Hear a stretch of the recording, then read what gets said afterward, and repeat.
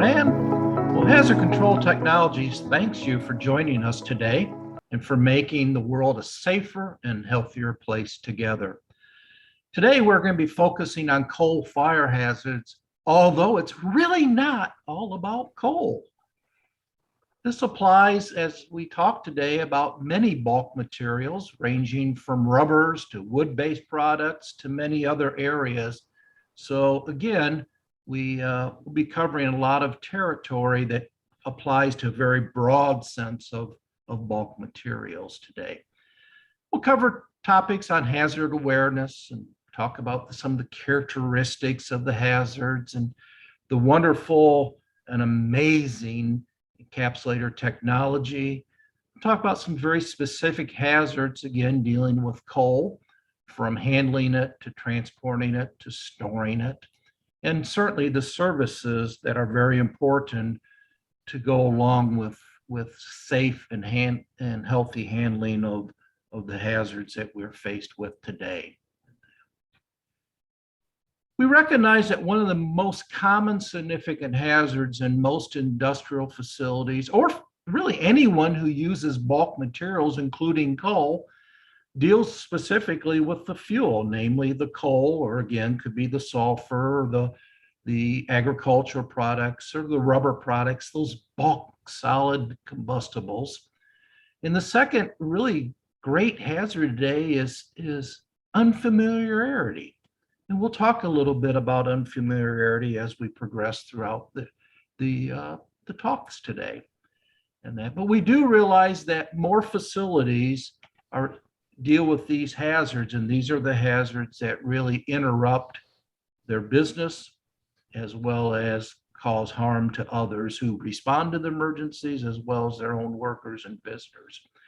And it is, again, the most likely thing to happen that impacts people and impacts facilities are fires and explosions, more so than anything else. To give you just a few examples over the years, there's a facility that had a fire and resulted in an explosion that originated in a crusher building. And it traveled through that area on into the actual power plant. Some of the contributing factors were there was no draft bearers to slow down its progression, allowing that explosion to pass through into the facility. 6 people were injured, $25 million in damages, property, not excluding the loss of power generation to that facility. Huge, huge impact on people and property. A bearing failure led into a fire and explosion. Although they were fortunate not to lose generation in this particular area, they did end up with damages well in the $6 million range. There was a fire that was in a coal bunker, namely temporarily storing coal in a given area. That wasn't addressed. It was recognized to be a problem. It wasn't addressed. They continued to operate until there was a major explosion and fire that destroyed the entire top of the plant. One contractor was severely burned, and that individual received a $13.7 million settlement, let alone all of the other property damages and loss of generation that went along with it. So we talk back about familiarity. You don't know what you don't know until it's often too late. We are thrilled that you are joining us today on this webinar. We hope that you participate in other webinars in the future. Please, if you do have questions today or comments or maybe discussions, please feel free to use the chat portion of the Zoom platform to send those questions or those comments or those discussions in. At any given time that you say, geez, I might forget this, please use that chat button to call attention so that we can answer those questions and have those discussions. If something comes into play later on at another time, do reach out to your encapsulator technology specialist. You can find a listing of those on the HCT website. And again, they will provide you support and help you get the answers that you need in there. Okay. When we talk about coal, there are some just very generic characteristics, and these are not necessarily unique to many other combustible products and bulk materials, but we do know that coal is a natural resource. It comes from the earth. It's nothing more, nothing less than old dead vegetation, trees and vegetation and such that's been buried in the ground over given time, under given pressure, exposed to moisture, and basically has converted over that time and pressure to coal. Coal is either mined underground or it's mined above ground by digging, pulling off the soil and reaching into the coal. It's transported by barge and by rail and by trucks and by ships, where it's often unloaded, stored, conveyed, crushed, transferred, and may be used as a product to produce steam, to produce electricity, to make steel, to make metals. It's used in paper and pulp, in the cement. Hey, even hospitals are using it so that they have a reliable source to make steam and stay open. Universities use it, industrial, commercial, residential, heating, cooking, and geez, there's many, many, many uses of coal all over the world today and tomorrow. There are 4 basic types of coal. Anthracite is the type of coal that has the highest carbon content, therefore has the highest heating value, rarely used in anything today other than in some home heating. Bituminous coal, once upon a time, was the most popular coal in the world.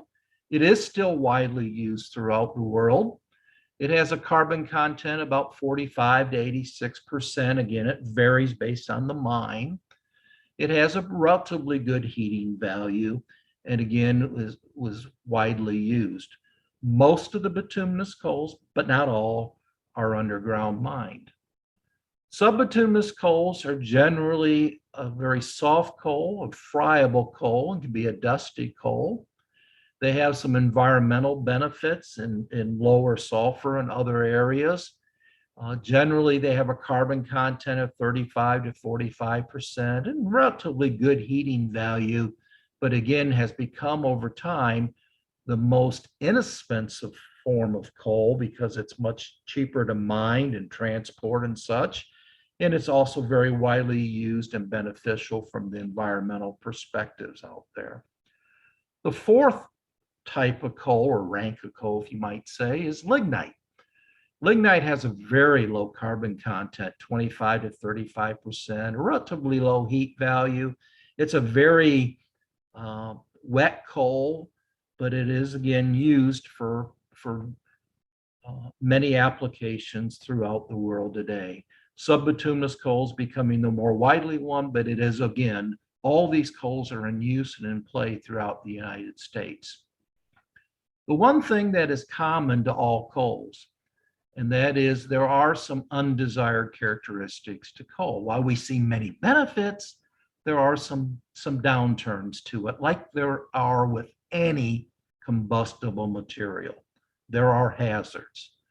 The hazards with coal relate to spontaneous combustion, relate to flash fires and explosions, and certainly they can be dusty if that dust isn't controlled and well maintained.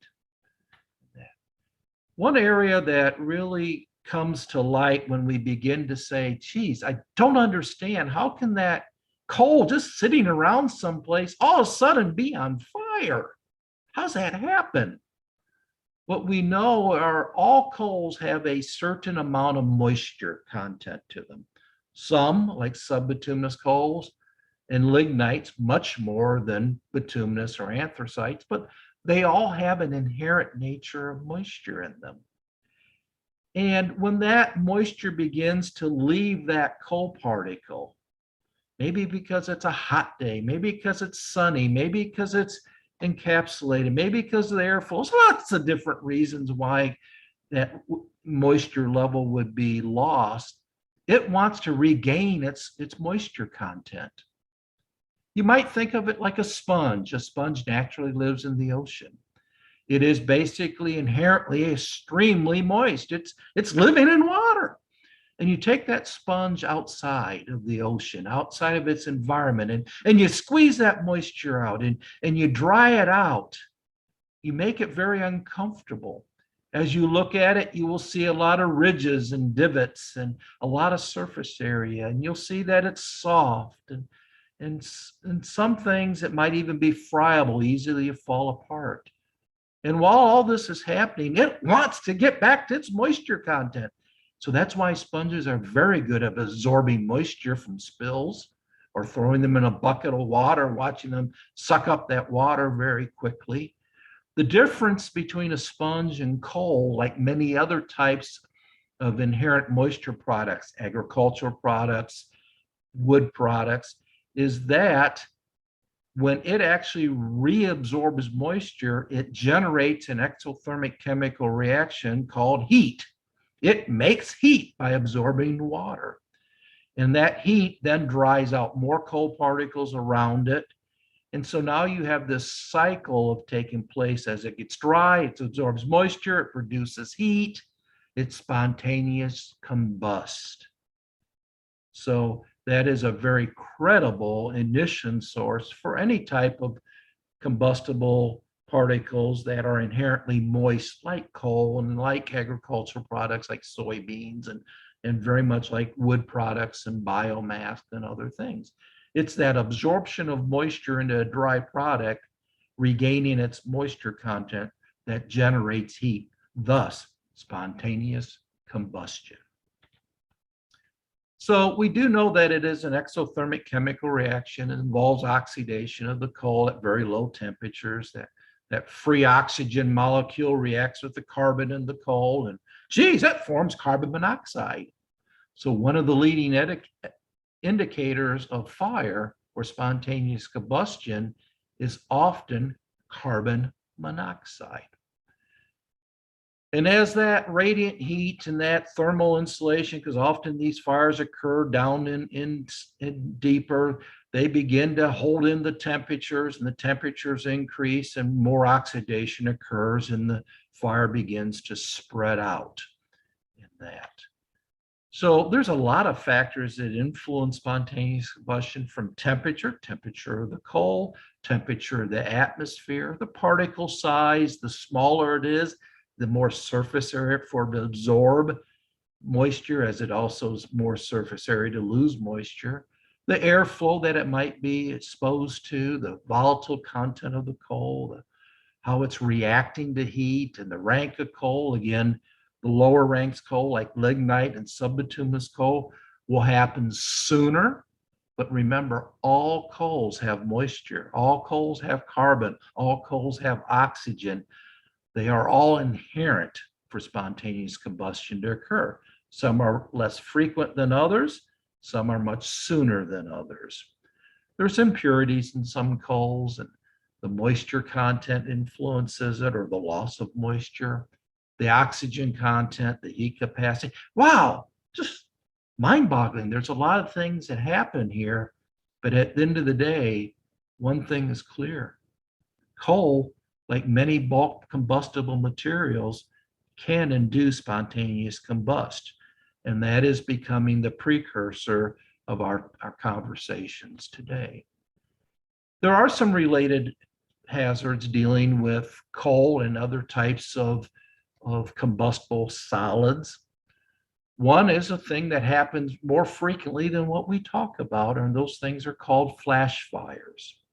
So you have a combustible particulate solid like coal or biomass or wood or whatever, and there's an ignition source. That ignition source most likely is from the heat of wetting, the absorption of moisture and the generation of heat within. It could be from other ignition sources that we recognize. It has oxygen, and the one thing we recognize about coal and many things, it has its own oxygen supply in it.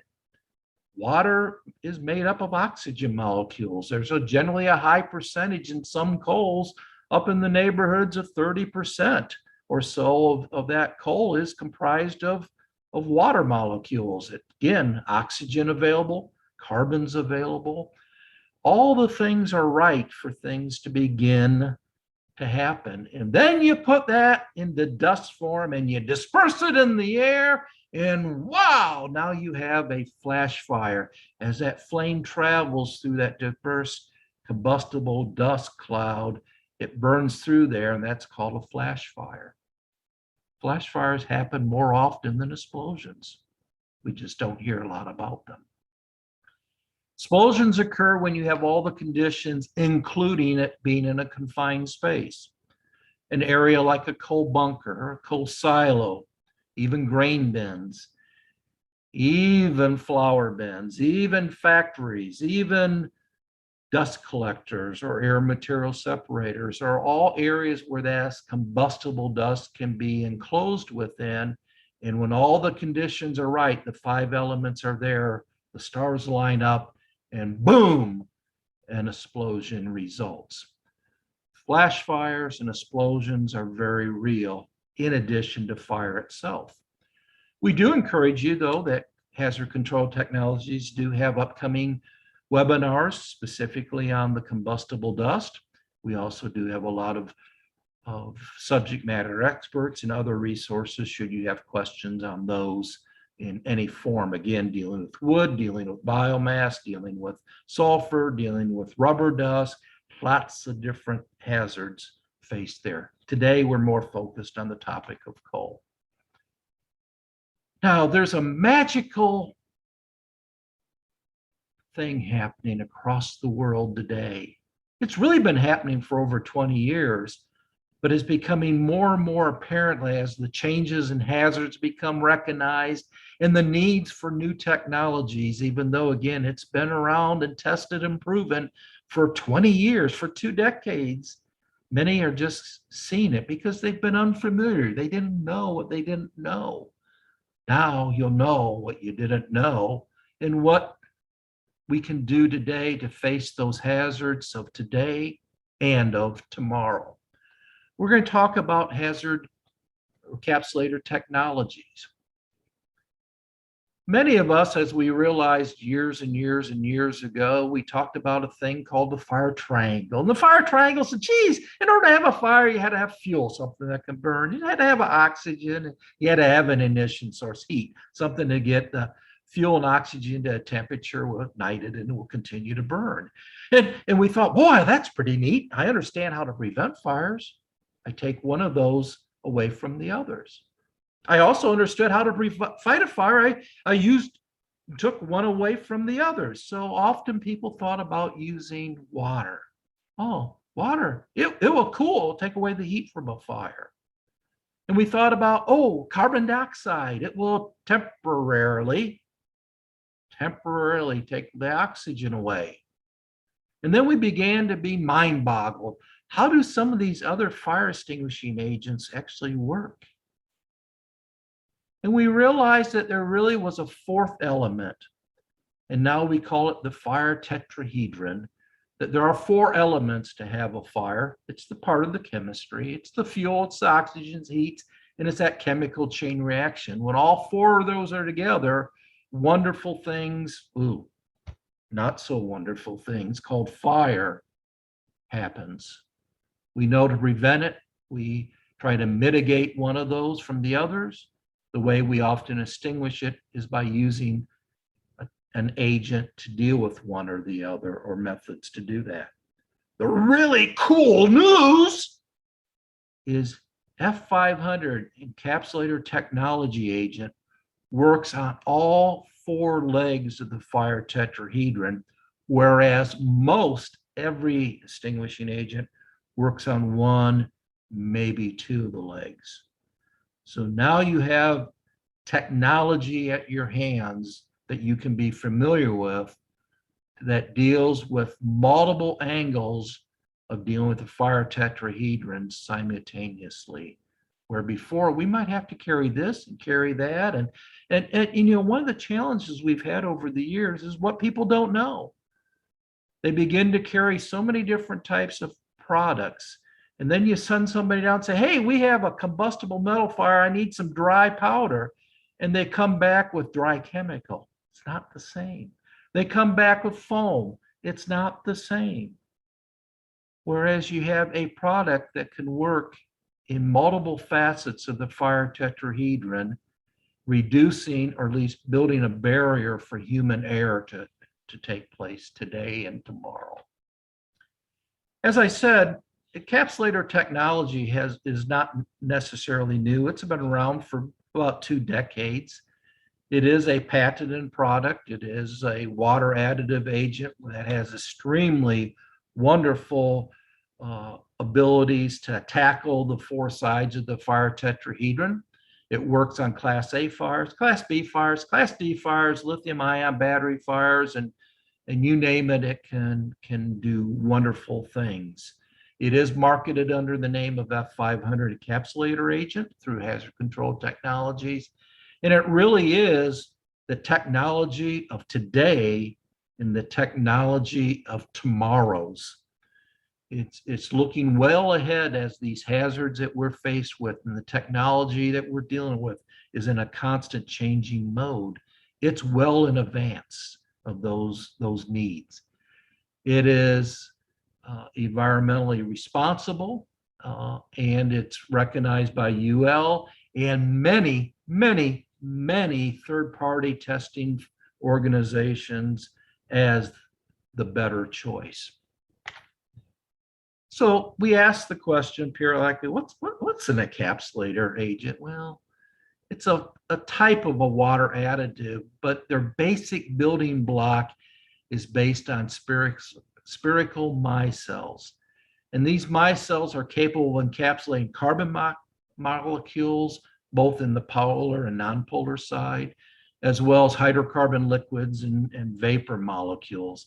Again, it separates the fuel from the oxygen, but it does it on a chemical molecular level, where some agents only do it on a mechanical level, if that. So it's a very high-powered, effective, yet reducing the human elements and making the wrong choices on what is the right technology and the right agent to deal with the hazards at hand. NFPA 18A is a standard that recognizes F500 or encapsulator technology, actually both of them. It recognizes them. It provides the spherical micelle stability test, and very clear in the upcoming release of the next edition of the standard, but currently talks about it as well. It's just going to be more clear with the testing protocols, but it recognizes that encapsulator technology and the spherical micelle stabilization test will really provide the solution and render hydrocarbons fuels non-flammable through their methodology of encapsulation. And this is really big today, dealing with all the hazards that we're dealing with the vapor hazards, with the material hazards, with environmental impacts that are caused by these hazards. And the encapsulation and the F500 encapsulator technology agents and products can really make a big difference in environmental impact in all levels, whether it's land, whether it's ground, whether it's water. Encapsulator technology, the next generation of fire and hazard mitigation. First, we start with a simplified version of a single encapsulator agent molecule consisting of a hydrophilic polar head which loves water, dissolves in water, and a hydrophobic nonpolar tail which fears water and will do anything to get away from water. Once the EA molecules enter the water, they instantaneously and automatically orient with the nonpolar tails inward and the polar heads outward, forming millions of spherical micelles.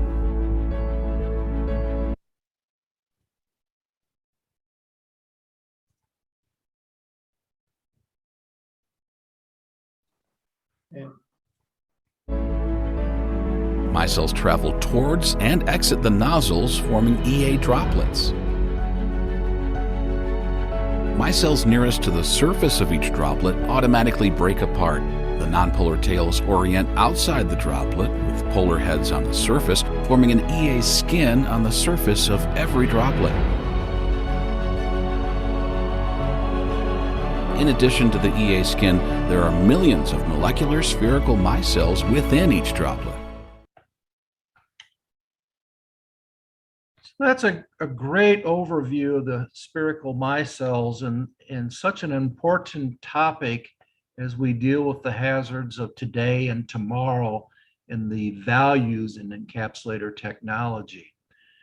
You know, we recognize that typically many use water, and water's just being pumped through a given hose line and dumped on something, but yet we recognize with the addition of F500 encapsulator technology agent, now those spherical micelles are being generated. It again aligns with the improvements of our abilities to deal with all classes and all hazards, again on a chemical molecular level, better than anything that we've been given opportune-wise in decades of the past. It is, again, tomorrow's solutions to today's technologies, hazards, and those that are changing and growing and coming forward. So that droplet's formed, and as we talked in the video, that the nonpolar tails stick out of the water droplet, and they pull in the polar heads in the surface, and they form that F500 encapsulator agent skin on every droplet. It certainly has a lot better value in again, highly efficient in controlling heat, drawing the heat in, where so many things rely on the poor qualities of creating steam, and that steam conversion is extremely poor. You won't find anything better and more effective in the thermal conveyance than F500 encapsulator technology agent mixed with water in that. Again, it's a rapid heat reduction occurs. It draws that heat into the internal portion of those droplets. And once again, just this is a very graphic but very clear perspective of the difference of using a wetting agent or using water alone, trying to absorb and deal with temperature reduction compared to using F500 encapsulating technology agents, with those droplets being a very strong thermal conveyance. You're getting more value with less risk of firefighters and others receiving steam burns and other related hazards in that. It has the unique ability to encapsulate hydrocarbon vapors and molecules. Again, it can be very effective in capturing that carbon monoxide that is being generated from the coal fire, the other areas, and reducing that likelihood of an explosion, because carbon monoxide at a high enough concentration can become and is an explosive gas. So it can not only support that, but it also can help encapsulate that surface area of the coal particles, and again, lessening its ability to spontaneous combust, lessening its ability to continue to become a hazard for flash fires as well as explosions. It makes a difference, and a very good difference at that.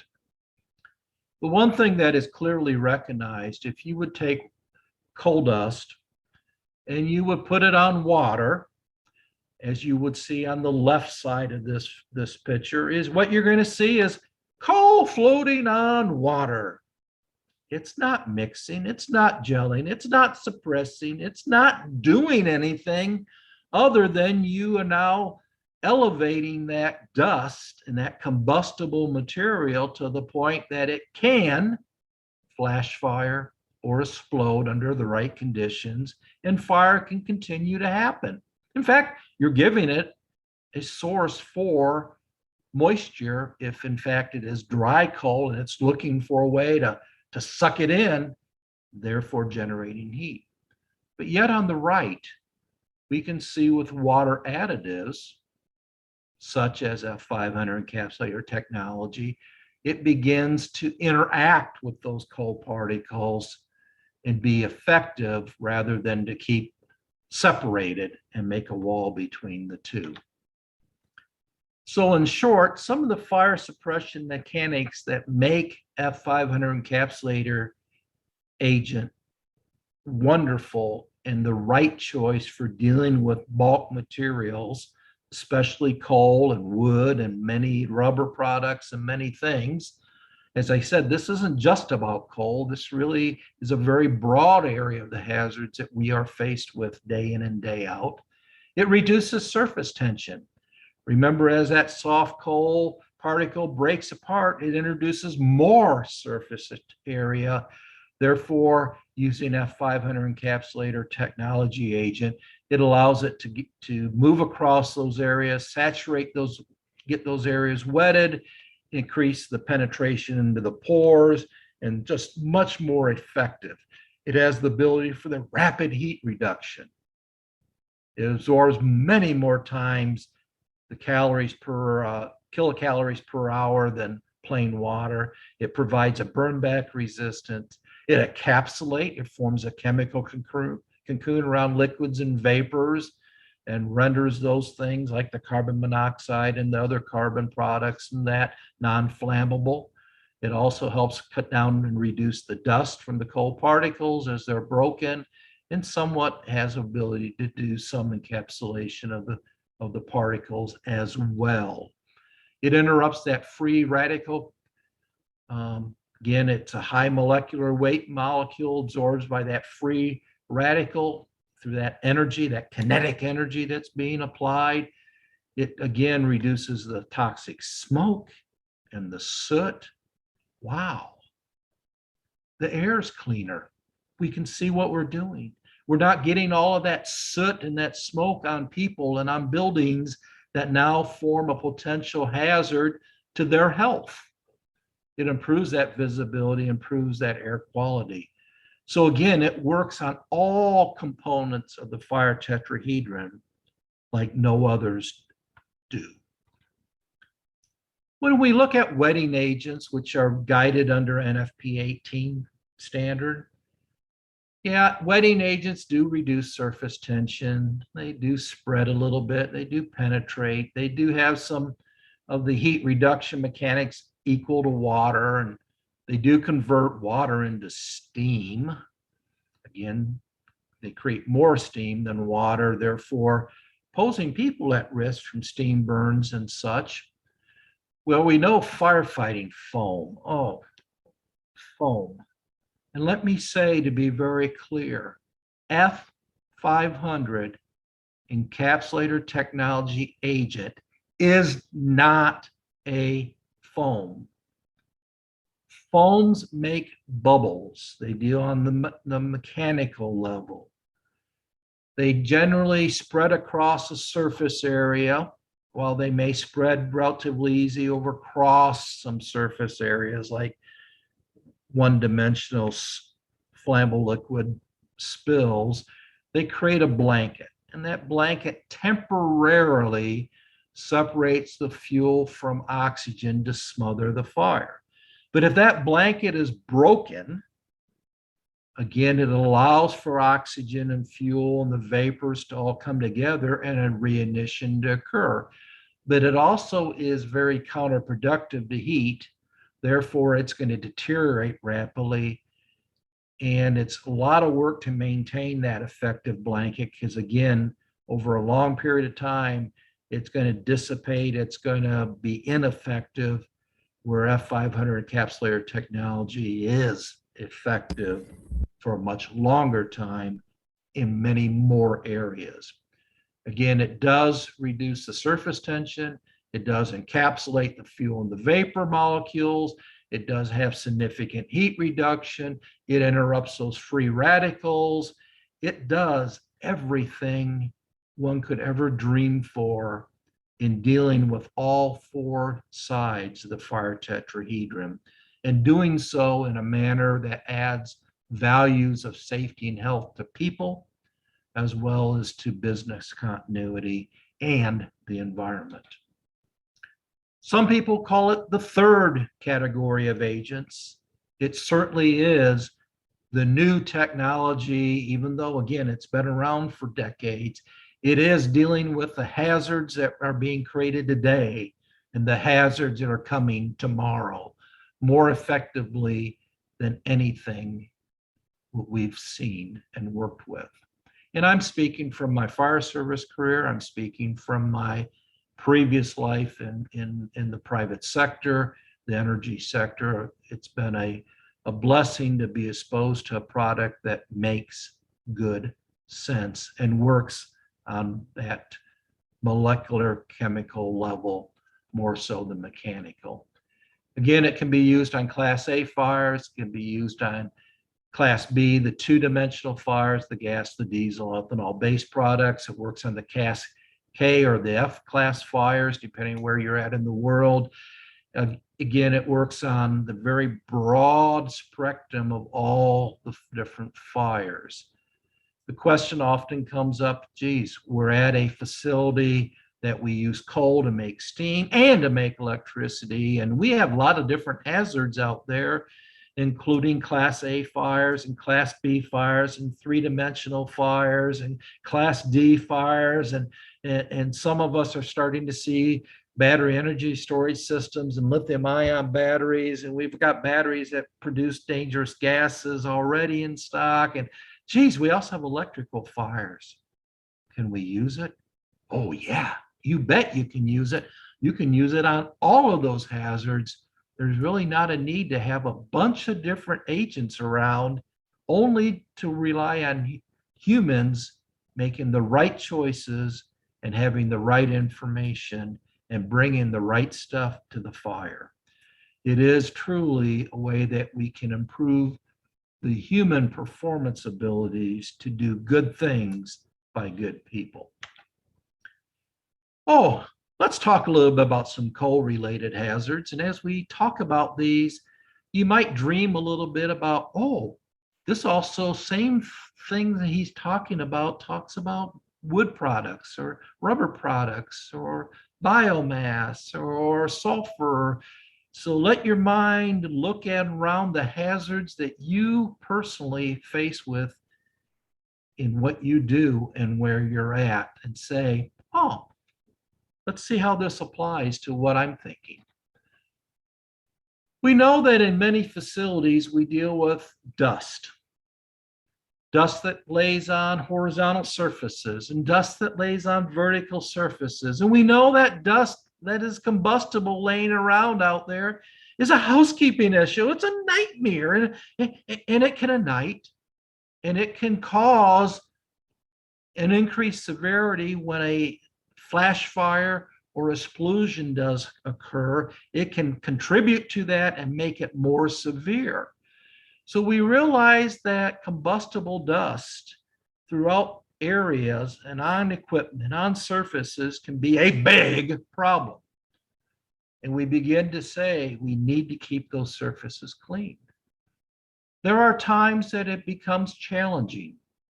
Challenging maybe because of height to reach.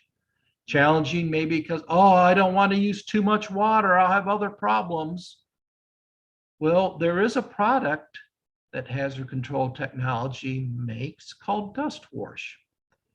And Dust Wash can reduce the amount of liquid, yet be effective to reducing the surface tension and encapsulating the product, getting those combustible coal materials down with the least amount of liquid so that it becomes a safer environment.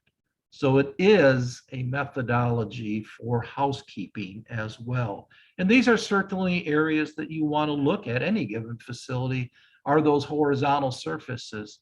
It's not a pride thing of how tall can I get that coal dust to accumulate on a surface, because it will ignite and will be a problem. It's really about how clean can we maintain it. When you look at vertical walls, sometimes you'll see in facilities people who are the most popular individual, or that there are some really good artists that work there. The point is if you're reading names and you're reading and seeing artistic work on there, there's too much dust. An answer might be using dust wars from Hazard Control Technologies to help get the area clean and to use that on some frequency to maintain the area clean so that a flash fire or secondary explosion hazards are greatly reduced. It is used by many in the concept of it can help in dust control because it does quickly encapsulate the finely ground materials. It avoids some of the dust fires and explosions and certainly the severity to them. It does have that penetration ability superior to water and to other things to be able to mitigate dust from being suspended in air and or on the water. It has a long-lasting burn back resist capability on those materials, so it reduces the ignition, but yet it doesn't impact it if it's going to be used in a boiler or a firing box and that. And it can greatly reduce your time and cost, labor, and materials in all areas and that. So it has become grown as the ability to, again, deal with many hazards, fire, spontaneous combustion, dust, just to name a few. The other hazards that we often deal with from the time that we receive, whether it's mining it, whether it's transporting it, maybe it's receiving it, all the way through wherever it's being handled at, from the time it's mined to the time it gets into its final use, namely the grave, if we want to say that word. The hazards that we deal with are smoldering and burning coal, and the big one is combustible dust. Those two are extremely big hazards. And yes, some people are lucky that they're never faced with the hazards, but the reality is you are faced with them. You will be faced with them. It happens to even to good people. If you don't familiarize yourself with the hazards and are proactively prepared for and able to respond to conditions early as they're developing. Those are services that we'll talk about as the day goes on. Hazard Control Technologies presents F500 encapsulator technology. The first demonstration shows the explosive effect plain water has on the smoldering coal dust, causing a flash fire. Adding F500 encapsulator agent encapsulates the combustible dust, rendering it non-flammable while safely extinguishing the fire. The second demonstration shows smoldering coal dust in a confined area. The firefighter on the left is applying water, which stirs up the coal dust, resulting in repeated flash fires, while the F500 encapsulator agent is applied on the right, safely extinguishing the fire. Whether it's an open or confined area, these two demonstrations illustrate why F500 encapsulator agent is required for fighting any coal or combustible dust type fires.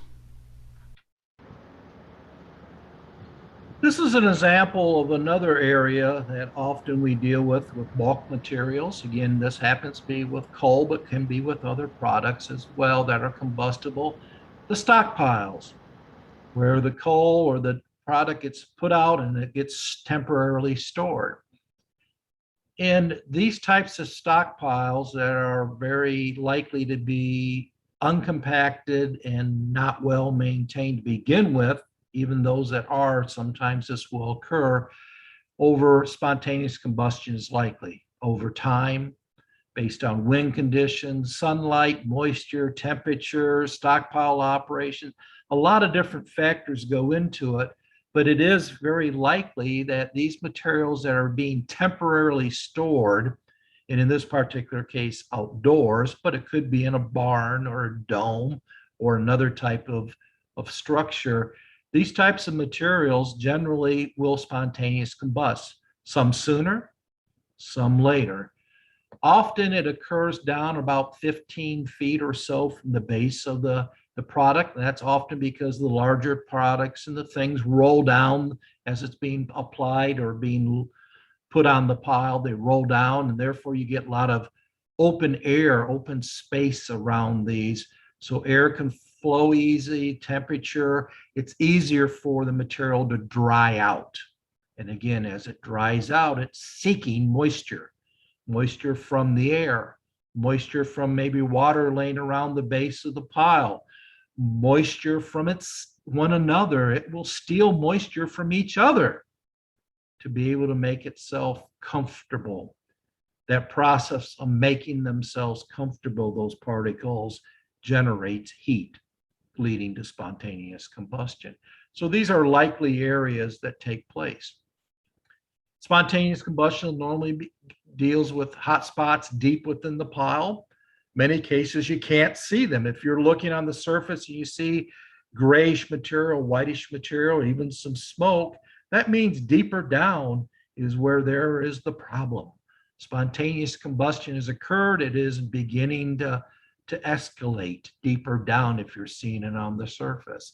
That's because the heat's trapped in there, again, accelerating other coals drying, and it's accelerating the absorption of moisture, that exothermic process.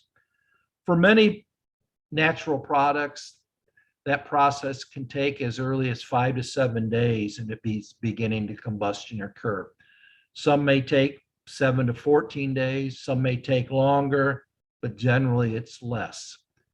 And it will ignite under various circumstances, again, temperature, moisture, oxygen, and do remember it has its own oxygen generator built right into it. So trying to smother it out with a blanket of foam, trying to smother out carbon dioxide are very ineffective methods and often will contribute to a flash fire, a growing fire, or even an explosion in that. It's often what you don't see is the problem. So on the picture to the right is just a picture of a coal pile. Again, it could be a wood pile, biomass power. It could be the dry sewage residue that's been collected and stored. It can be a rubber pile. It can be wood pellets. It can be lots of different combustible particulate solids.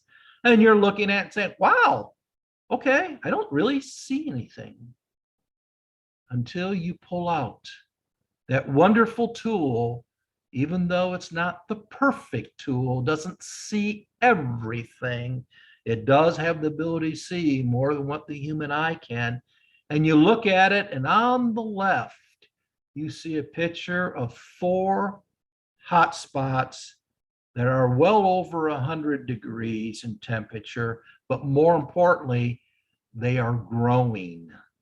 The problem is there that you didn't see with your human eye. The hazards are there. So sometimes it's what you don't see becomes the worst nightmare that we can be faced. Use the technology, whether it's thermal imaging, whether it's carbon monoxide monitoring, but more importantly, it's the learning process that each of us as individuals go through to learn what we don't know, to improve our familiarity with the hazards in the identification as well as the handling of those hazards in a safe, healthy, and environmental respective manner. And I know I'm preaching to the choir, but it is important value of what we at Hazard Control Technologies and what my personal values for all of you are is for your well-being, your safety, your good health, and being environmentally responsible. Speaking of environmentally responsible, there's often dust collection. One of the ways they mitigate dust being exposed in the air and to others is through collection. It is one manner of mitigating the hazard. Often they use air material separators that many people call dust collectors. It's nothing more than a device that has where it picks up air and dust and conveys it into some form of a media to separate the air from the dust and contain the dust so it can be disposed of in a manner that's not so hazardous to people and or to the environment. However, many of the dust collectors or even air material separators that exist out there today are functional, but never really understood and thought about the hazards of what's inside and how fires occur, how explosions take place. And many good people responding to fires with dust collectors have good intentions. They want to help. They're reactive by nature. They want to get in there and do something. Firefighters by nature are reactive. They're the go-to, get things done, and maybe because of unfamiliarity, not recognize that opening a dust collector can result in an explosion. And yes, people have died, people have been harmed, property has been further damaged by doing such that. We also talked about earlier about how water and coal really don't work so well together. And yet there are people that put water in dust collectors, not realizing that the fire, the coal dust that may be spontaneous combusting or burning is actually floating on the water. And it's getting the added initiative of, hey, I'm dry, I need water, and I'm going to generate heat because I'm absorbing that water more. That's kind of the cartoon characteristic of how that coal particle's thinking, and more importantly, how it behaves. It's drawing into there. So at the time you think everything's good, here comes the dust cloud, here comes the ignition source, hot coal, here comes the flash fire or the explosion. Boom. So what's a better solution? Well, the better solution to all of this is actually using what we call the F500 encapsulator technology agent concentrate control supply system. It basically is the means to incorporate within a fire system the introduction of F500 encapsulator agent into that system through open nozzles into the clean and the dirty spaces within that air material separator or dust collector, so that it actually mitigates the hazards, rendering it safer, rendering it healthier, making a positive difference on what the outcomes would be if water alone is being used with air material separators. There is the option with, again, good planning and good thought processes to be able to inject F500 encapsulator technology agent into these types of spaces that are enclosed, that are very explosive in nature. There are other methods out there to do that, but the better is to do it through a concentrate control supply system with a fixed system that uses open nozzles inside that area. Because again, we recognize it's working on all four sides of the fire tetrahedron, and it's encapsulating, it's reducing the risk of an explosion and making it overall a better way to deal with the hazards. I do again want to encourage you, if you have questions or comments or things you want to discuss and maybe you're concerned you might forget them, please go ahead and use the chat feature.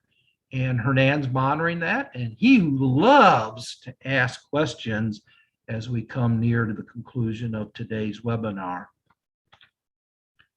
Conveyors are another area. Conveyors actually, it's not just about what's on the conveyor belt, whether it's coal, wood, pellets, whatever. It's also about what's around the conveyor, the spillage, the dust, and the other areas.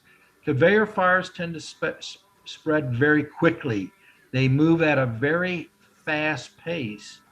And in many cases, the traditional sprinklers that people think about putting on systems are ineffective. They don't react fast enough. The fire's traveling faster than they can act.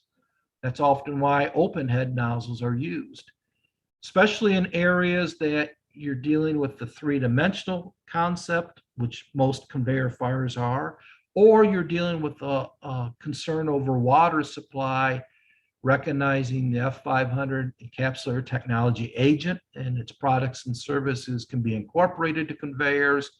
Therefore, it can be more reactive and mitigate hazards safer, faster, and better dealing with conveyor types of fires, where other water alone often, again, is challenged in a typical traditional design type of system. Coal mills or coal pulverizers, it's simply a device, very much like crushers are, that simply takes coal, and in that it generates that coal by crushing it and making it into smaller particle size, more like a baby powder or a talcum powder, more fine, which means it has more surface area. It's more likely to become airborne, and therefore the explosion risk significantly increases. So you have a pulverizer, you have a coal mill, and you have that very structured container that you're not only grinding the coal into very fine dust, fine particles, but you're introducing air, often at a heated value in there. And therefore, coal dryers and coal pulverizer, coal mills really become problematic for an explosion to occur. It is really the human focus on maintaining temperature as well as having effective systems to deal with these. One of the proactive measures is a system called MillPro. MillPro not only monitors temperature, but it also monitors carbon monoxide of what's going on with that as a system. It looks at it from a systematic standpoint. It's looking at the air coming in, the air going out, what's going on inside, what's going on with the coal. It's the dust. It's all those things being looked at, and it recognizes when there's a change, and that change likely will result in an explosion. And not only does it recognize that change, but it proactively interacts by introducing F500 encapsulating agent into the system so that it mitigates the temperature, mitigates the hazards, often before a human can ever react, mitigating that explosion and those risks so that you improve reliability, safety, health, and overall effectiveness in your operation. It is custom designed for your system. It is a PLC control that's generally in automatic mode. It is not relying on your operators to be your last line of defense. So MillPro is a very effective system used where in heavy equipment used for sizing coal materials and such. There are fires and explosions that take place in coal silos, coal bunkers, coal bins, surge bins, basically containers that are designed to store temporarily coal or other types of combustible bulk materials. In the picture on the left, you can see where the top of a coal silo is separated, and that is where the explosion, the pressure was released. As it built up pressure within there, it released at that weak point being the top. The picture on the right's much worse. The pressure released from the coal bunkers blew off the entire top of the plant. It's gone. There is no roof. There is no conveying equipment on top of the bunkers. It's all gone. A very massive explosions. Today, with some of the operational challenges, sometimes coals and other combustible solids are being left in temporary stored containers longer than they should be. Spontaneous combustion occurs, fires occurs.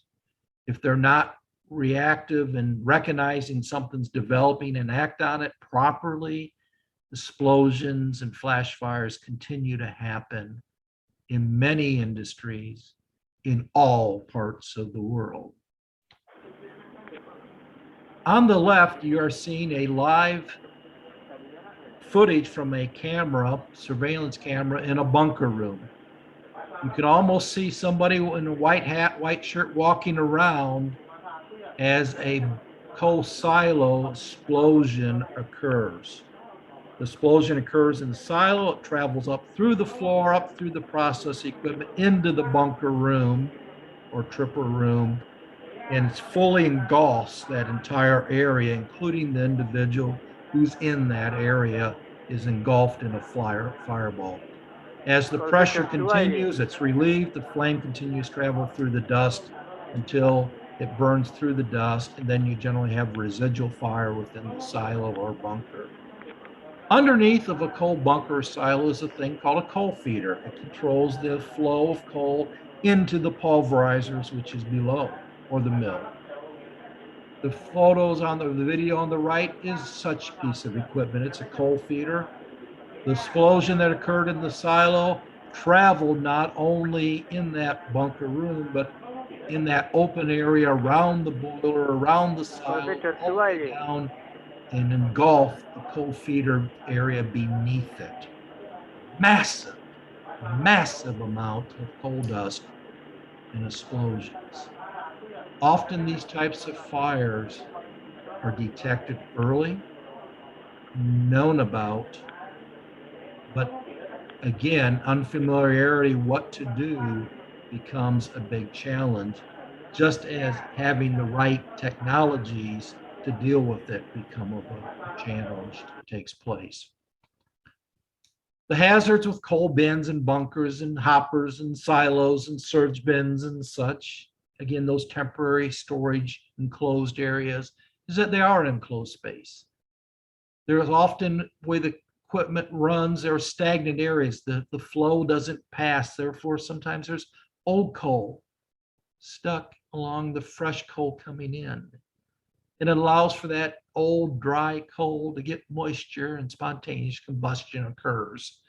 There are often coal fines in there. As coal breaks apart, you're going to have fines. You're going to have dust that's going to accumulate, and there's traps for that. And if you have an inactive silo, bunker, bin, hopper, it's more likely it's going to happen.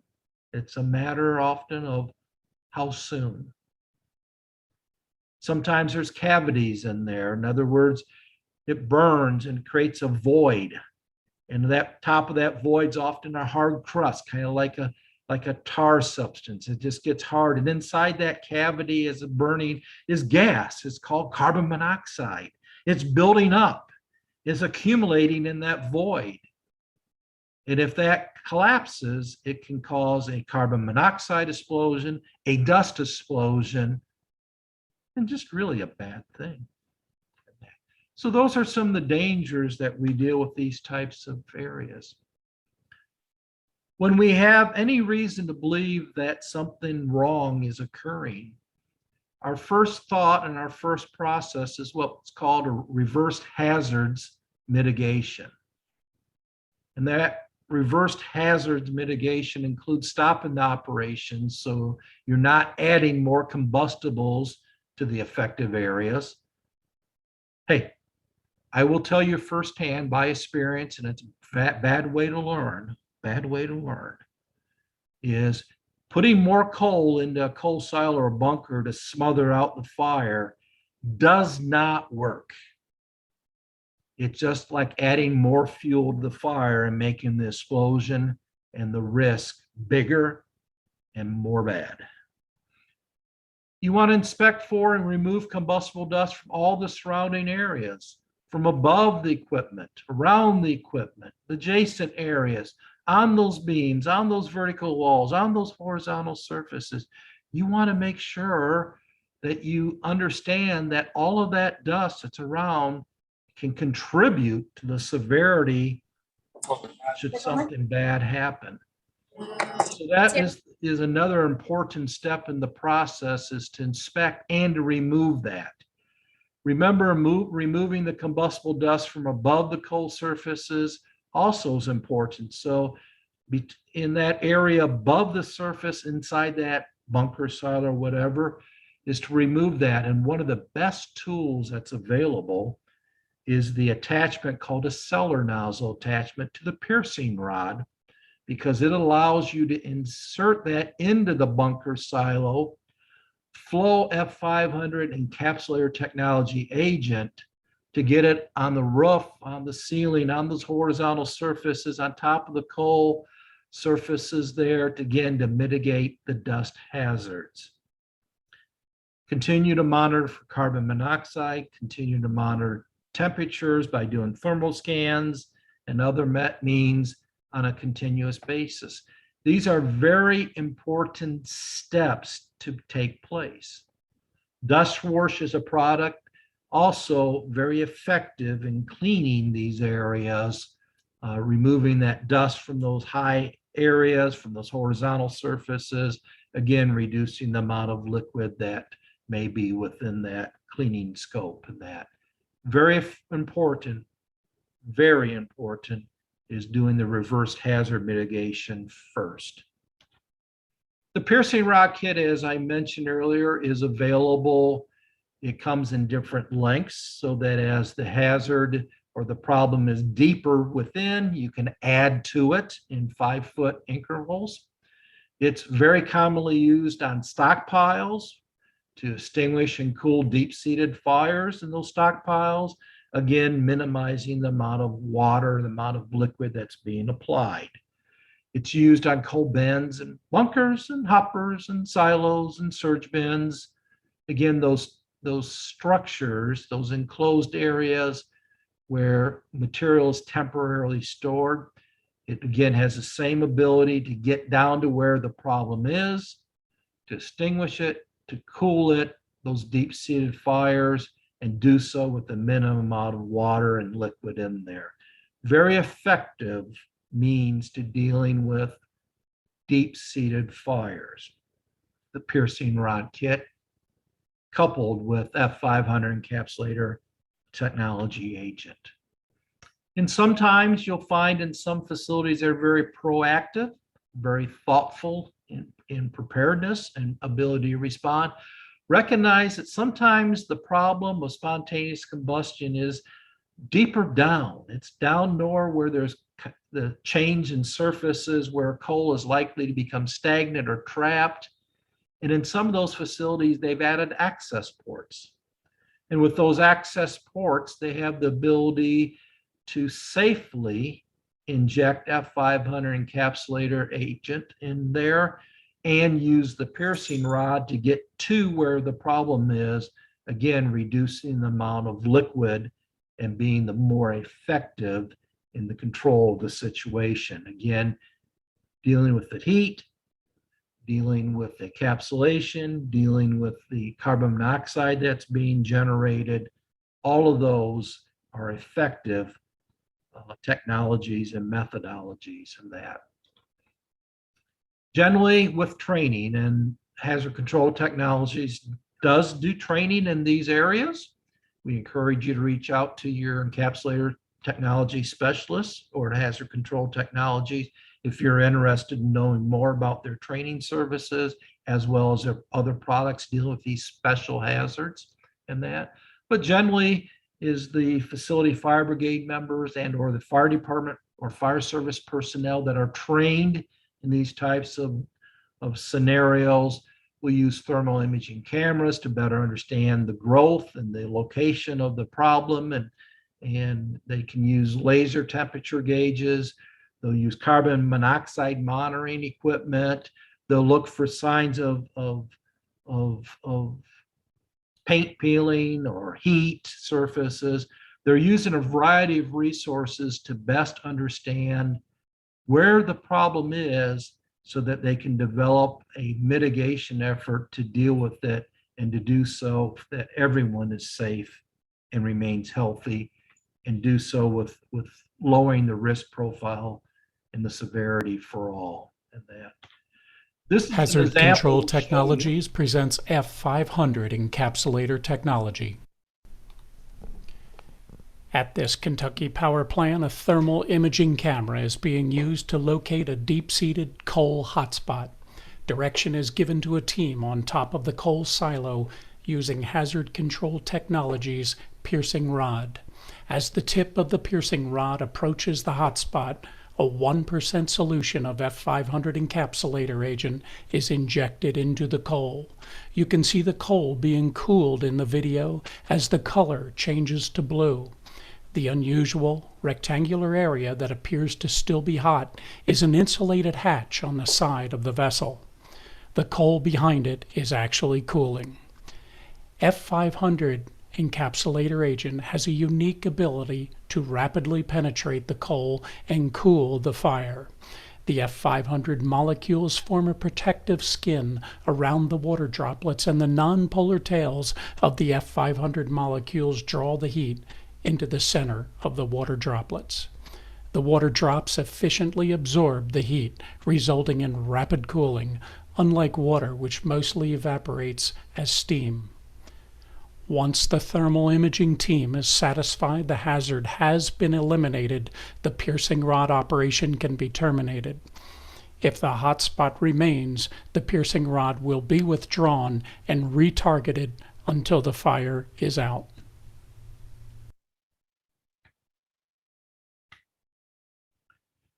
That's a good example how the piercing rod is using the least amount of liquid, F500 encapsulator agent, as well as water, getting down to where the problem is, the most efficient way, the safest way after the reversed hazards mitigation efforts have been completed in that.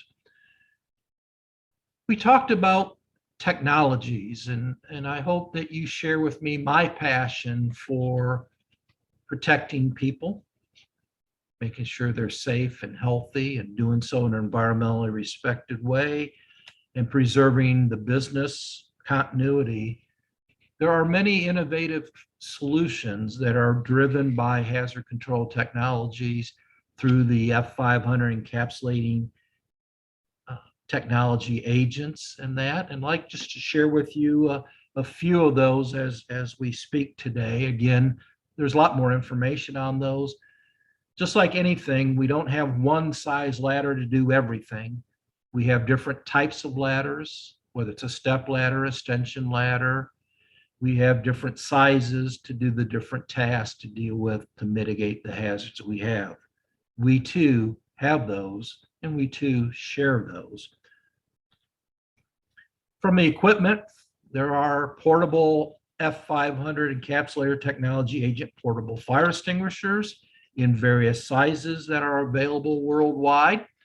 They're used on everything from hazard mitigation, such as maybe some deep-seated coal there that you want to control before you shake it loose and maybe has spontaneous combustion and you don't want a flash fire to result from it, from dealing with all the different types of fires, the Class A, the Class B, the Class D, the K, the lithium ion. One extinguisher can do it all. And therefore, those are also available around the world in various sizes. Now, sometimes you just need a little bit more than what a portable extinguisher can do because the hazard's bigger.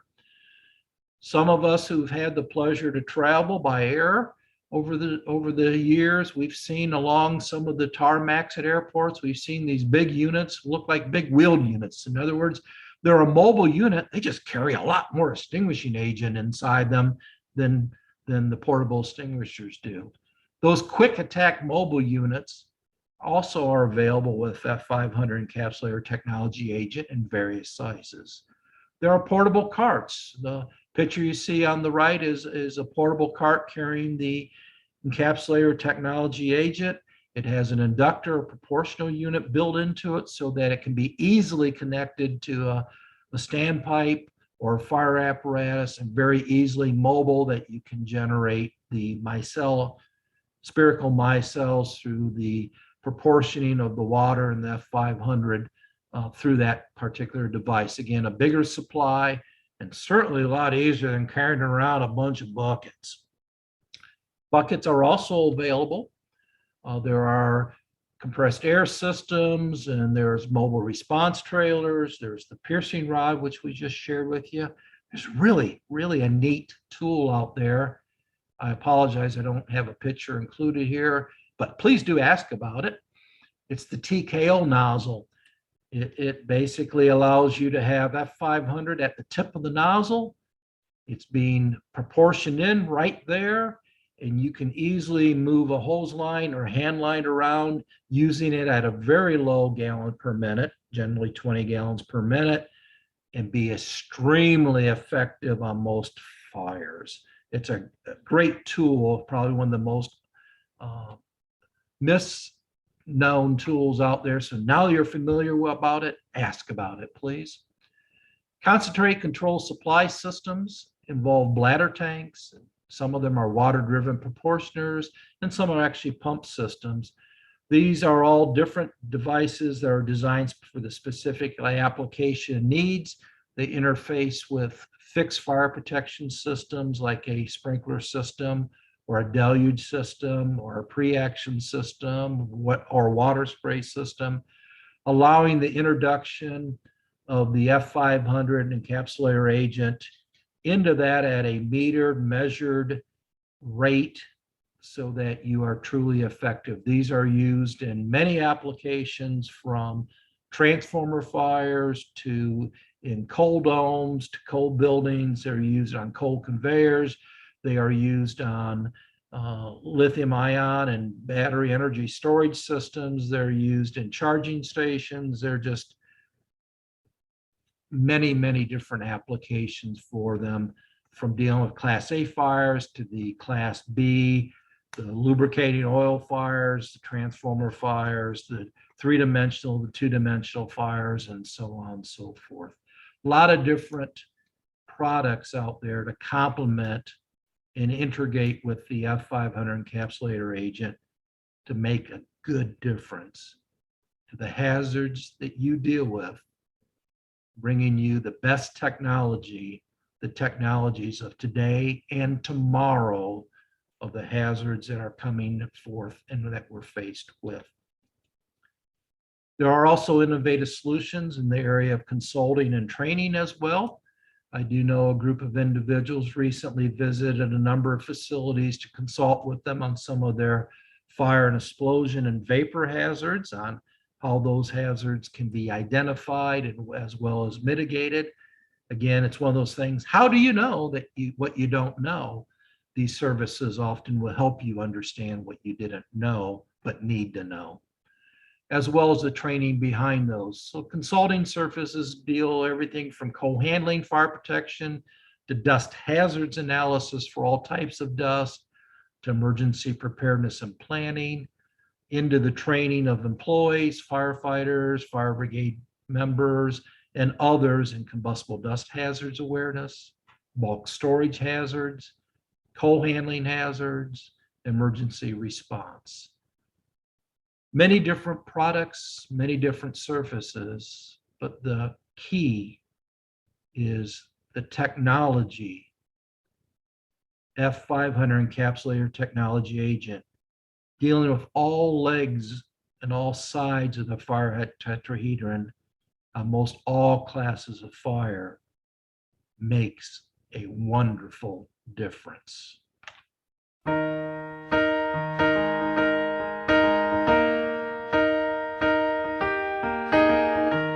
Where is the moment we need it the most? You kick up the leaves and the magic is lost. And tell me your blue skies fade to gray, and tell me your passion's gone away, and I don't need no carrying on. Stand in the line just to hit a new low. You're faking a smile with the coffee to go. And tell me your life's been way offline. You fall into pieces every time, and I don't need no carrying on. 'Cause you had a bad day, you're taking one down. Don't let a block hit you in the head. We hope that through today's session and others as well, that you have a understanding of the spherical micelle and the wonderful advantage to F500 encapsulator technology agent and its products and its services, that it doesn't get you caught in a situation where you're curious. It doesn't get you caught in a situation where you don't know what you don't know. It doesn't get you in a situation that causes harm to people, to property, to others, to the environment. because you know there are a lot of great resources out there that make a good difference in your day. With all of that said, in this journey we've talked about for well over an hour and a half, I'm not sure how long I've talked, not that it's important, other than it's probably been too long. I do open the floor to questions, to answers that maybe we can help you with, discussions, to comments. Please enter those in the chat session. Hernad will be happy to answer those for me or to me, and I, and well as others on our chat, may be able to provide a response. If there's something that you think of later that you want to ask, please reach out to any of us. Please reach out to your encapsulator technology specialist that Hernand will be happy to share with who that person is with you. They are more than happy to support you and help you. Yeah. Okay, Hernand, go for it.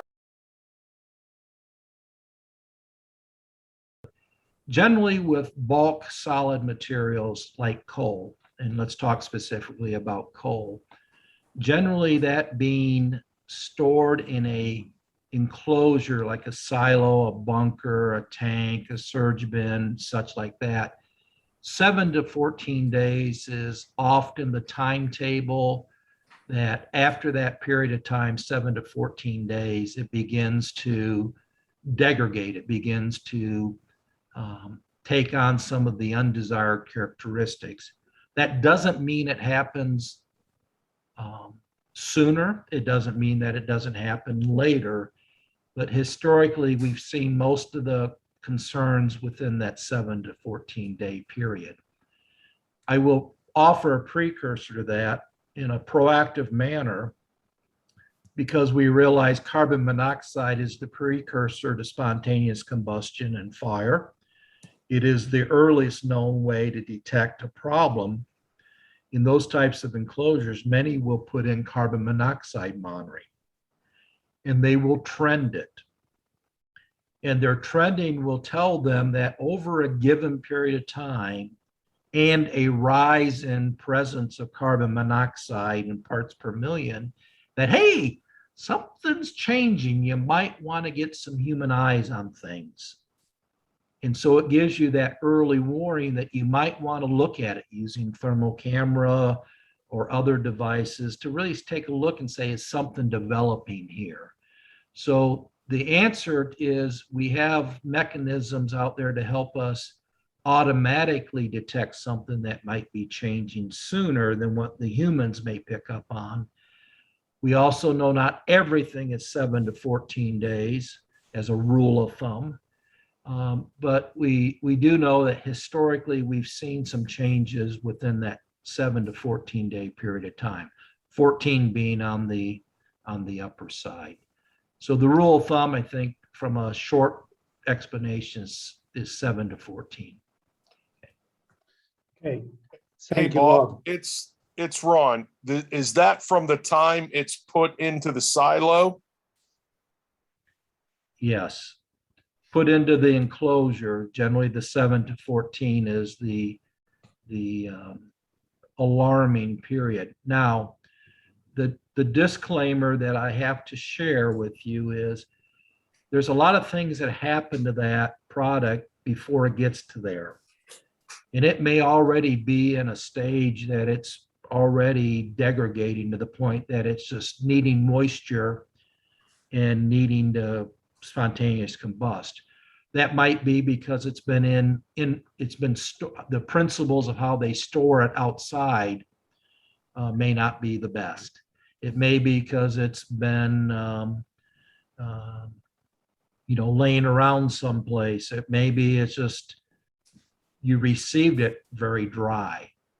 A good example of that probably deals with agricultural products this time of the year, where we're getting different moisture contents of agricultural products coming in to be stored in a container, in an enclosure. The different moisture contents impact that ability for that product to say, hey, I'm really dry. I know I'm 7% moisture content. I'm supposed to be 15 normal inherent moisture. So I'm going to get from that guy, that kernel next to me, that is 20% moisture. I'm going to take some of the moisture from them. So I'm happy. And at the result is you have spontaneous combustion occurring. So while there are a lot of factors involved, many facilities use that. Once I put something in an enclosure, 7 to 14 days, it needs to come out, or I should be raising a very high level of alertness what's happening there.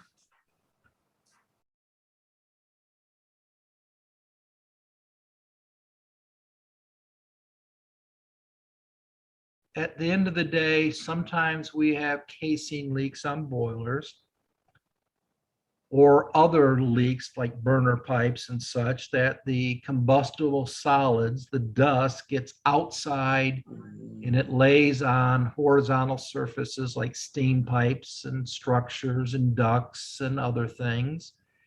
And it's generally exposed to changing conditions. You know, it's drying out.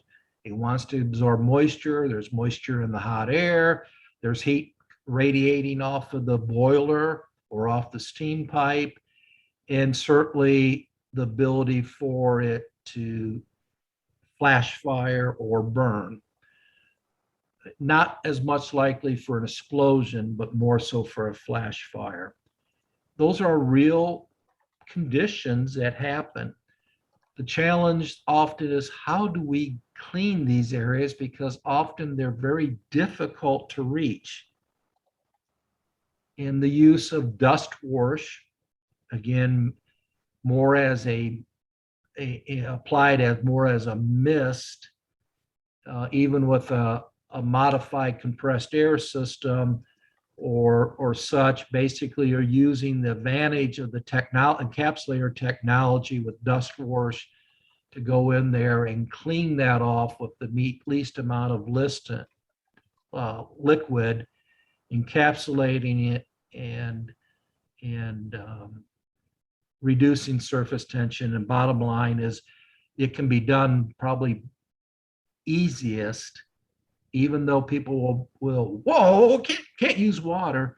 You're using a very light water, almost like a mist, but with dust wash is one methodology to clean those areas.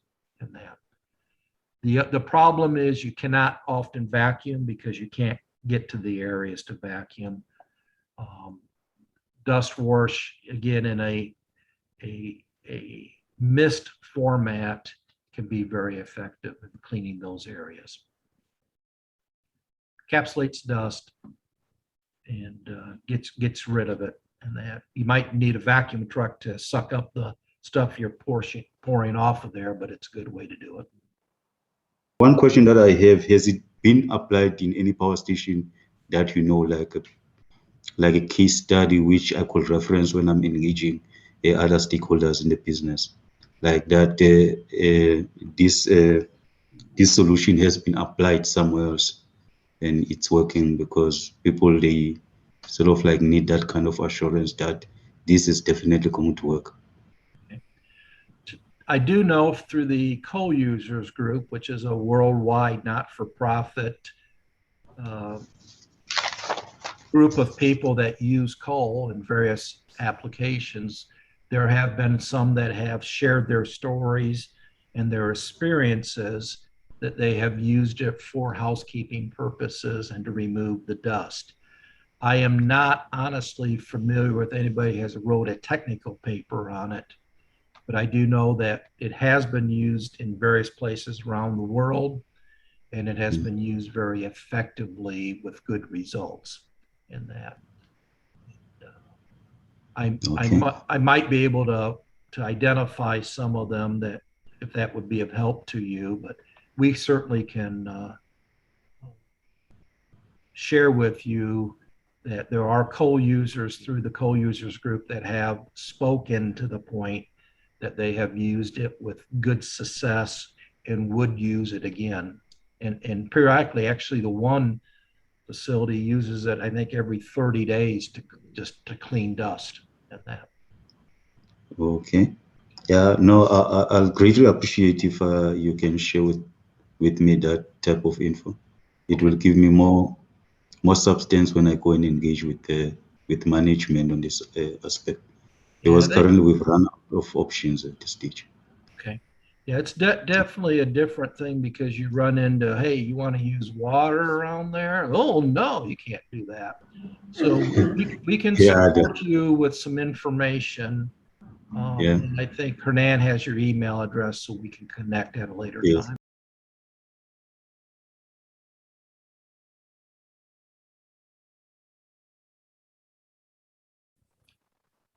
That is a very challenging question. And as we understand with thermal imaging is not perfection. In other words, it doesn't see through everything. It has not Superman's eyes on it. It does have limitations.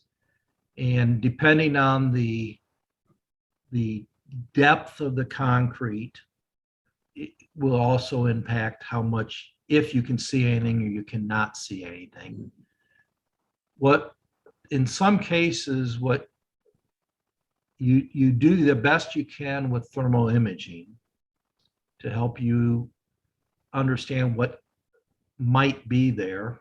And often you'll find that your fire issues within cement silos are generally along the edges and down where it caves in, where it begins its conversion down to the discharge is typically. So focus a little energy there to monitor. Again, using carbon monoxide on the top side will help you understand that. And then honestly and openly, there is no perfect solution. If you can't detect anything from thermal imaging and you continue to see change in carbon monoxide levels, the more likely area that the problem is occurring is down where the conversion from the straight sides are beginning to go into the cone area. With that said, that becomes the area that you focus injecting the F500 encapsulator technology agent through the piercing rod.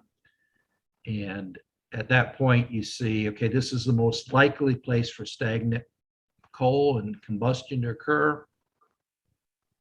Doesn't mean it is the place, but it's the most likely. Let's give that a shot. And if we see the reduction in carbon monoxide, there's certainly going to be the indication of success. However, never let your guard down. You can't see, you don't know for fact, which means at the time comes if the decision is made, hey, let's go ahead and start moving the material. Make sure the plan includes keeping everyone outside of what we call the exclusion zone.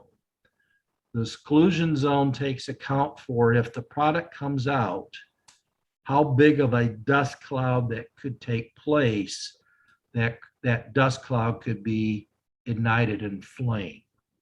So basically it's a methodology of determining how far away do we need to be, and do we have the ability to remotely open that up to begin flow.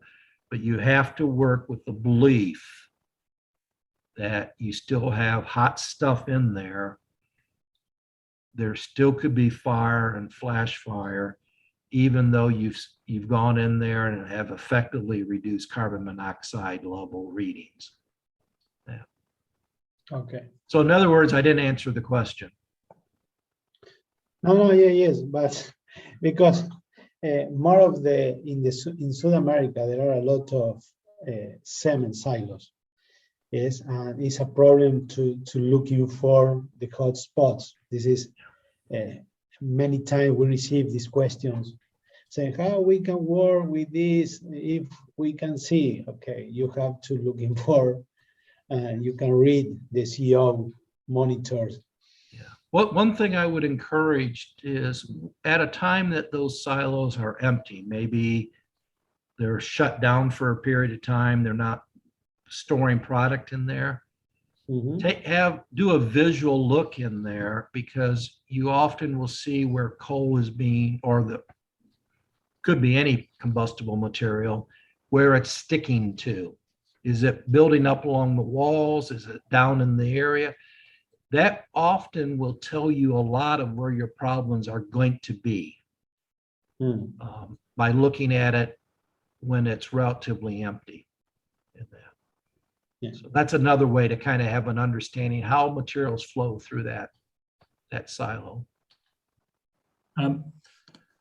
Hernan, if you have, Bob, thanks very much for a great presentation.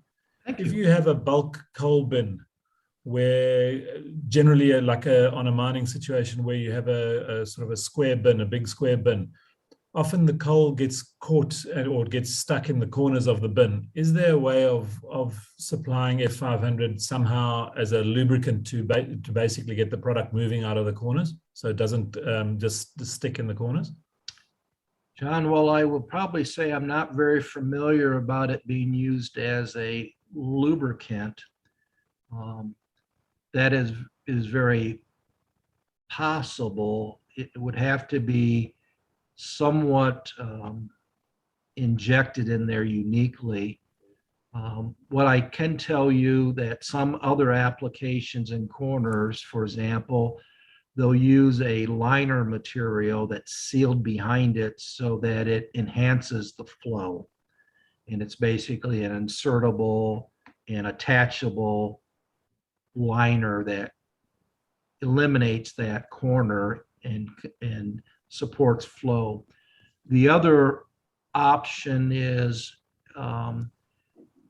Hazard Control Technologies does have a nozzle that can be retrofitted in there. In other words, you can make a fitting and a port, whether or not it wants to be a permanent or a insertable, either way, that actually the nozzle rotates to the side instead of spraying outward. It's more like a cutting type of action. And that would be a good application for that nozzle in there, that applying F500 is basically keeping that stagnant zone free from being stagnant. It's keeping it moving at the same time it's encapsulating the cold and reducing the dust and the fire issues with it. So that is honestly, I don't remember the official name of the nozzle. I just know that it basically is a spinning nozzle, and it has a side action to it. So it kind of cuts right across the surface. So that would be probably a considerable application. Great, thanks, Bob. Is there a way with the F500 you can use F500 to remove PFOS or PFAS either off let's say for a concrete surface? For example, if a foam system, they've spilt a whole lot on a concrete surface, maybe an epoxy concrete surface, and or on a dirt road or something like that, as a remediation tool. If I may, can I default to Ron or Mike on that? Yeah, yeah. This is Mike Greiner, and I can't say yes or I can't say no. I can only say that we've never tested it. We know that the F500 encapsulates carbon and long chain hydrocarbon molecules. We haven't tested how it impacts onto fluorinated materials. Thank you. Bob had mentioned that HCT provides consulting services and training services.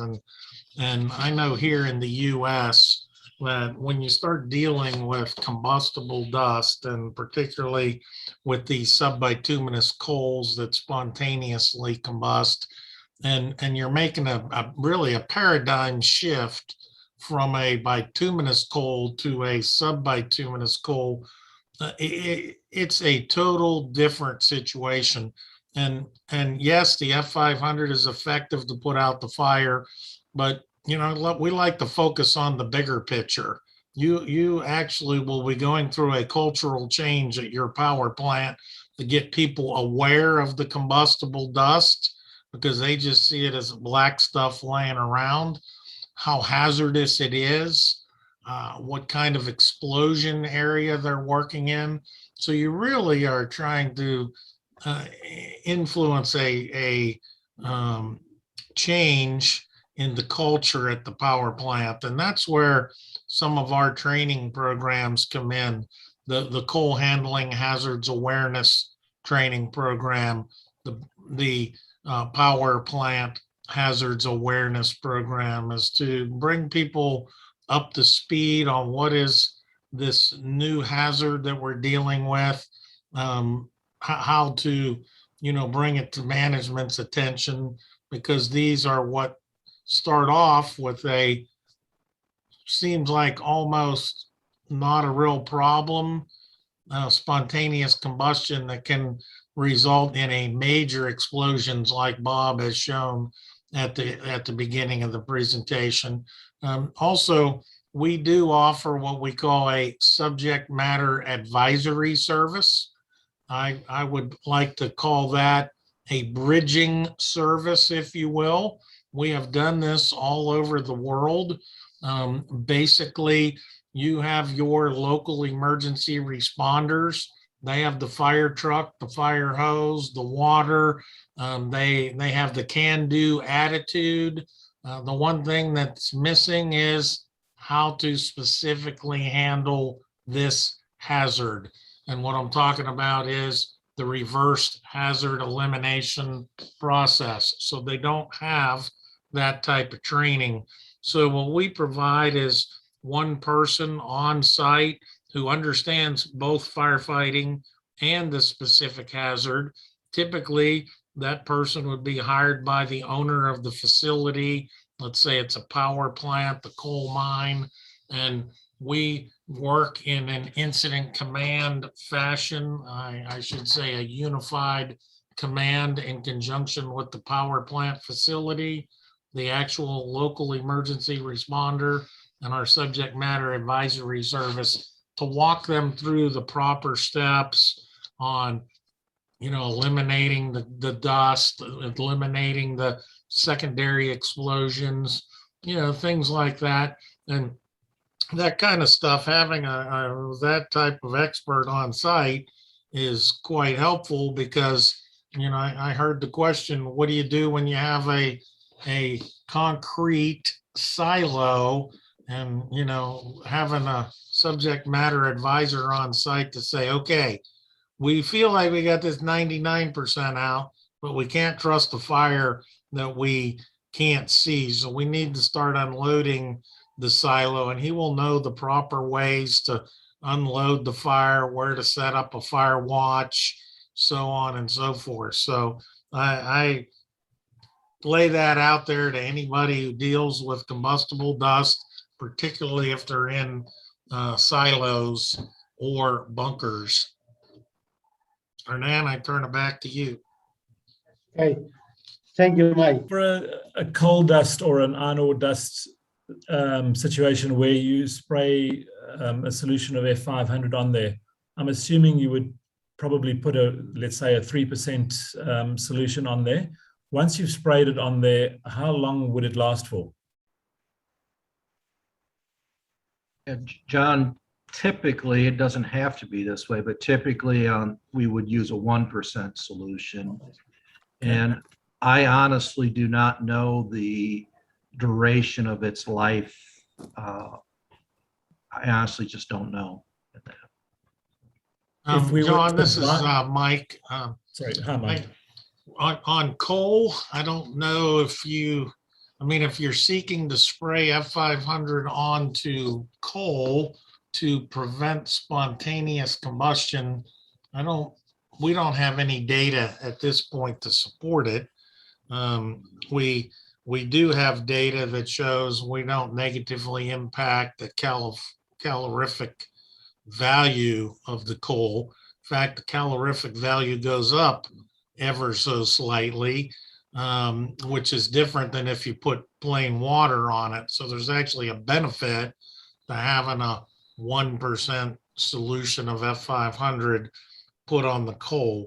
We just don't have the experience with, geez, can I spray this on my coal pile?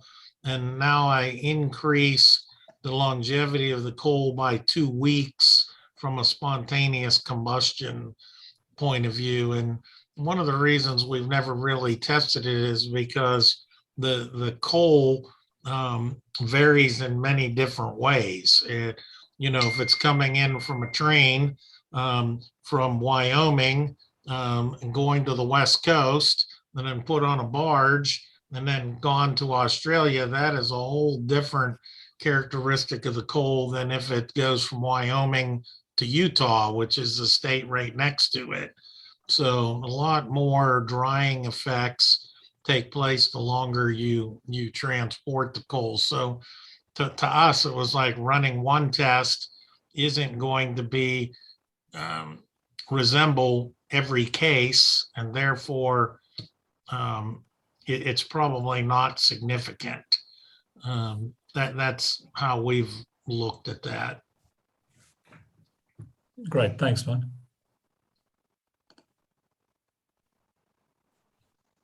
That doesn't mean if you have a cystic coal that you have, like, let's say you're taking on the Indonesian subbituminous coal. So the characteristics of the coal coming from Indonesia landed at your facility, it doesn't mean you couldn't run those tests there. It just means that whatever test results you get in Australia aren't going to be applicable to plant share with Georgia Power, because the coal they receive, while it's still subbituminous coal, it's a lot different shipping time. Sure. Bob, I hope I'm saying the right thing here. Yes. It's one of those things that we just honestly don't know. But certainly be happy to work with others to learn. May I ask a sort of a slightly unrelated question as well? It's a mining setup where they've got big rubber mats effectively with holes in them that they use to separate the ore. The ore goes through, they change those every 18 weeks. In changing those rubber mats, they use a lot of tools like angle grinders, and they're grinding off things, and it's hot, and there's a big chance of these rubber mats burning. So we've suggested a solution of spraying on F500 on these mats before you change them. In other words, effectively to stop them burning, similar to spraying a piece of wood, like the pellet fire demonstration where you spray the pellet fire and it doesn't burn. Do you think that's an acceptable solution? Yeah, these are plastic mats that are coated in oil. No, if it's a plastic, it's a heavy duty plastic. We're not 100% certain what they're made of yet. We're going to try and do a test, but we think there's a big rubber component in them. Okay, so it's a rubberized mat, but it's kind of laden with oil. Yes. Yeah, absolutely. I would imagine you could take a 4-gas detection meter and detect the LEL. And if you applied it then with the 3%, or actually you only need 2.5% F500 encapsulator agent solution, should be able to encapsulate, that hydrocarbon based oil to render it non-flammable, non-ignitable. And in fact, it will become non-detectable. So your LEL meter will show 0, which actually increases the safety, because now you're not worried about your mat actually catching on fire. Exactly. But going back to the previous question I asked is, when would you apply that, and how long prior to doing the work would you apply that, and how long do you think it would work? I know we'd probably have to do testing to work it out, but just a guesstimate. No, on a class B material, the minute you apply it, as long as we're applying it in a 1:8 to 40 ratio, 1 part of F500 to 8 parts of your material that's on the mat, 40 parts of water. So if you have 1 part of F500 divided by 40 parts of water, that's 2.5% solution. So to me, you could very easily take a 3% F500 fire extinguisher and squirt the material on the mat, because I can't imagine you have that much oil. It's coated in oil, but you're not talking about thousands of liters of oil on these mats. You might only be talking about 8 liters total. You're only going to be utilizing a liter of F500 to totally encapsulate, neutralize that oil to make it non-flammable. I would treat them shortly before you want to take them out. How long will it last? The NFPA 18A section 7.7 requires a 1-minute ignition test and a 2-hour ignition test. So from the time of application and you know, take the mats out within 2 hours. Yep. I can tell you on that 7.7 test, we come back 2 days later and you still can't ignite them. Yeah. Yeah, No, I would just, hey, Mike, it's Ron. I would just be of the rubber itself in the mat catching, not as much as the oils. But I mean, I've done the same thing with testing, both with, you know, the rubber recycling companies that we work with, where we've pre-treated fine chip rubber. So not quite rubber dust, but fairly small particles, kind of like what they use in making AstroTurf that they put down in the field. Those, and soak that material down and then try and ignite it with a torch, and you can't ignite it. So you can or cannot? Cannot. And so what I would say is, you know, have an F500 extinguisher handy. If you want to pre-treat early to eliminate the oils that are on the mat, but just give the mat a quick coating before you start any welding or cutting with the torch or a grinder in that area. And like I said, I can tell you myself, I've had fine chip rubber that I've put, you know, 1600 degree torch to, and I could not get the rubber to ignite. Yeah. Thanks. Do you remember, Ron, what solution did you pre-spray that with? That was a 3% because it was out of a 2.5 gallon can. So it was a 3% solution. Okay. It's just some of the testing we've done with Liberty Tire at some of their facilities. Yeah, that was done in Utah, right?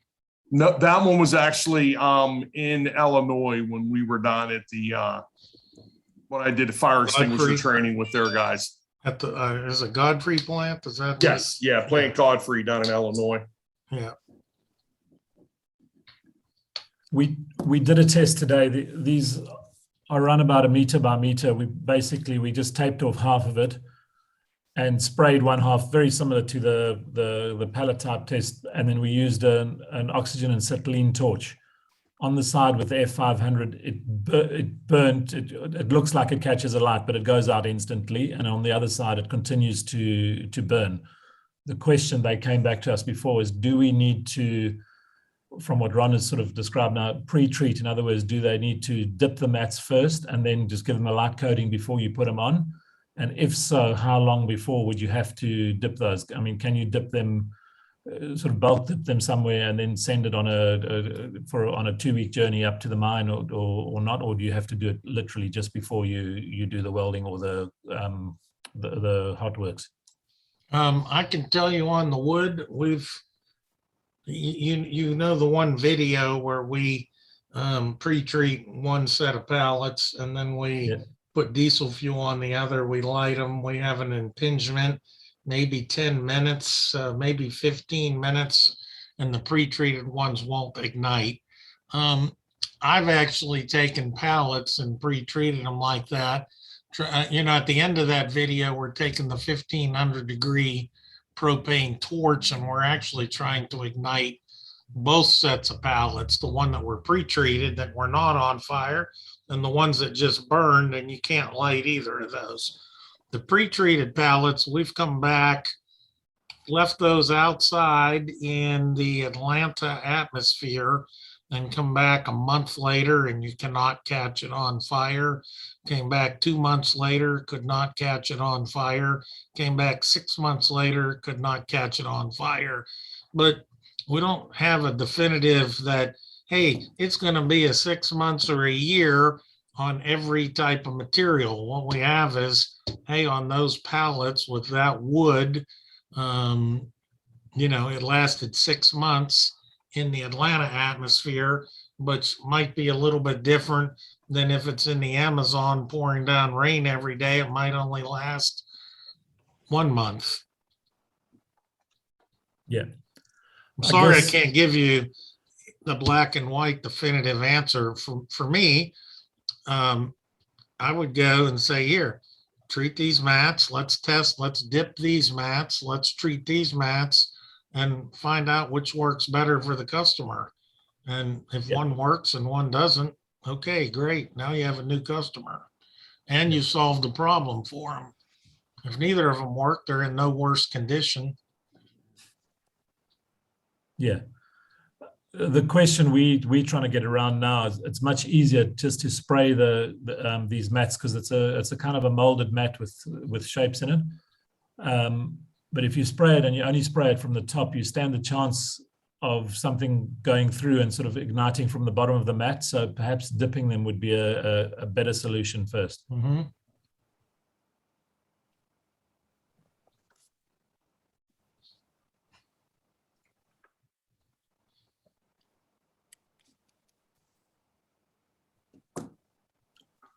Well, keep in mind, we do reduce the surface tension of the water, so it does allow it to spread and penetrate. So if it's going through the mat, it could run under the mat as well.